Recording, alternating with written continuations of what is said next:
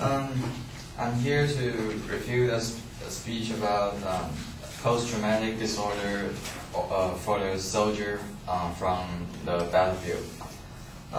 Post-traumatic disorder occur when soldiers experience traumatic events.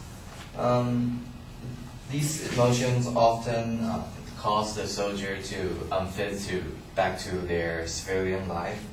And my opponent's claim is response to PTSD in soldiers is a major issue in the U.S. that is far too often overlooked. And the secondary claims are post-traumatic disorder in case of soldier that cause the depression, emotional numbness, thought of committing suicide or homicide.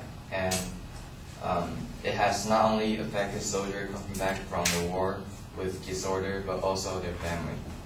And the third one is, even though some may think that it couldn't seem like much, it doesn't mean it won't affect people. My claim is that PTSD is not a big issue. It just needs to properly recognized from the public to get through with it. My opponent's claim, one, I found the problem like the example cited from Sergeant Russell, who was serving his third tour in Iraq, and when he coming back, he killed 5 other servicemen in the on-site clinic. The example didn't give out a clear situation about the event, like what is the cause, what is the situation, or why the sergeant get enraged killing 5 other people. And second, it also says many rely on alcohol or drugs. That is not a clear statistic about the alcohol or drug abuse from these soldiers. And third, soldiers coming back from war should have counseling with their experience on the battlefield, not just like just jump back to their normal life and with those traumatic events still running around in their head. And also, from their second claim, the people should understand the horror of the war and comforting their family to recover from war, and not just like putting soldiers back to their lives and just like letting them just try to get a new life about how to work with the public, not just like taking out the guns and shooting people. And also,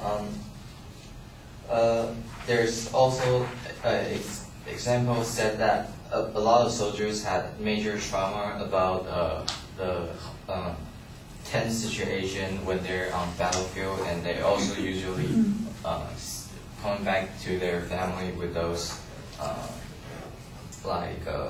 horror incident.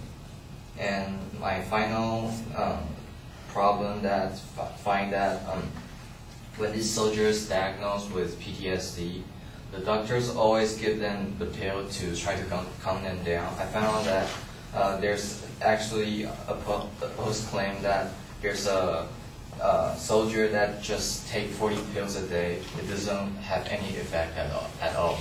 And that's my review speech.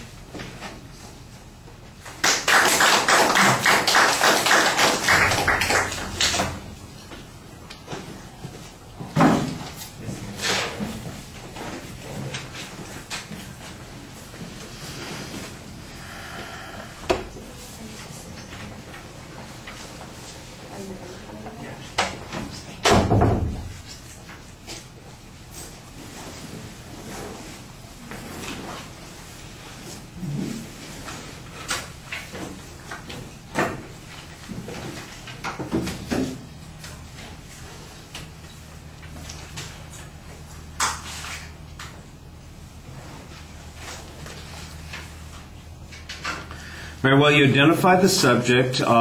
The advocate's claim wasn't specifically stated until a little bit deeper into the speech, and then you did get to it, and you did lay out what their secondary points are. So the structure should be pretty easy to follow.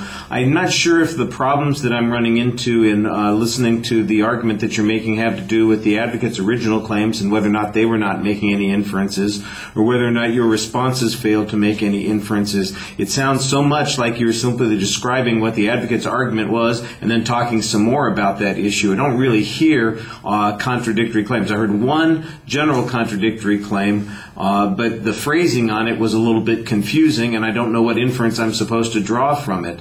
I guess you challenged the example that the advocate uses of Russell, who came back and killed all those people, and you ask a legitimate question. Ultimately, it sounds like the question you're asking was whether or not this guy was actually diagnosed with PTSD, and I think that's a perfectly good question to ask. If the advocate didn't present any evidence, you should say that. If you have some evidence that suggests that they weren't diagnosed with PTSD, or PTSD was not the source of that person's problem, I think you should present that evidence. You sort of challenge the link between alcohol and drugs and say that's not really sufficient in order to determine PTSD. I think that would be appropriate if you had some information to suggest, for example, that everybody in the military has alcohol and drug problems, so that wouldn't distinguish them, or people who use alcohol and drugs are not distinguishable from anybody else who has PTSD, so it's not really useful to help us distinguish there. You got to have some explanation of what that argument means.